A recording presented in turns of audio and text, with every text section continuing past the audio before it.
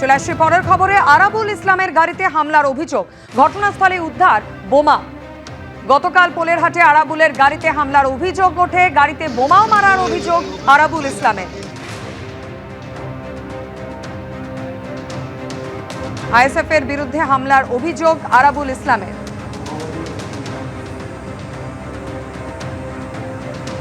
পোলেরহাটের ঘটনা, বোমা উদ্ধার হয়েছে, আরাবুল ইসলামের গাড়িতে হামলার অভিযোগ। পোলেরহাটে হয়েছে এই ঘটনা। আইএসএফ এর বিরুদ্ধে হামলার অভিযোগ করছেন আরাবুল ইসলাম, যদিও আরাবুল ইসলামের অভিযোগ অস্বীকার করেছে আইএসএফ।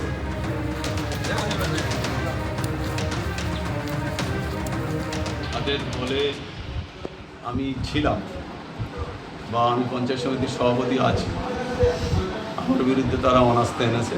আপনারা জানেন যে বিভিন্নভাবে তারা চক্রান্ত করছে, কোনোভাবে আরাবুল ইসলামকে জব্দ করা যাচ্ছে না। তাই রাতের অন্ধকারে আরাবুলের উপরে অ্যাটাক করে গুলি চালিয়ে মেরে দেওয়ার একটা ষড়যন্ত্র করেছে। পুরো আইএসএফরাই এর সাথে যুক্ত, পরিকল্পনা করে আরাবুল ইসলামের উপরে আক্রমণ করে আরাবুলকে দামানো যাবে না।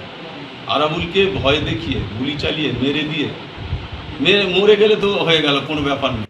কিন্তু আরাবুল এইসব ঘটনায় কোনোভাবে ভয় পায় না, কোনোভাবে ভীতু নয়।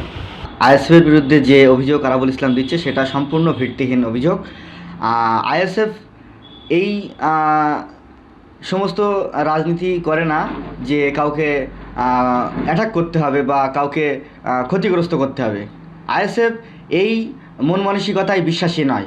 আমার তো মনে হয় তিনি তার নিজের গাড়িতে কোনো লোককে দিয়ে গাড়ির কাজগুলো ভেঙে আইএসএফের বিরুদ্ধে আঙুল তোলার চেষ্টা করছে। তিনি হয়তো বুঝতে পারছেন ভাঙড়ে এখন ওনার নামে একটা মানে ফুটেজ খেতে হবে, সেই কারণে হয়তো তিনি তেনার নিজের গাড়িতে কাজ ভেঙে তারপরে আমাদের বিরুদ্ধে এই অভিযোগ আনতেছে। কিন্তু আইএসএফ এই রাজনীতি করে না, বা এই জায়গায় দাঁড়িয়ে আইএসএফের এই রাজনীতি করার কোনো প্রশ্নই ওঠে না।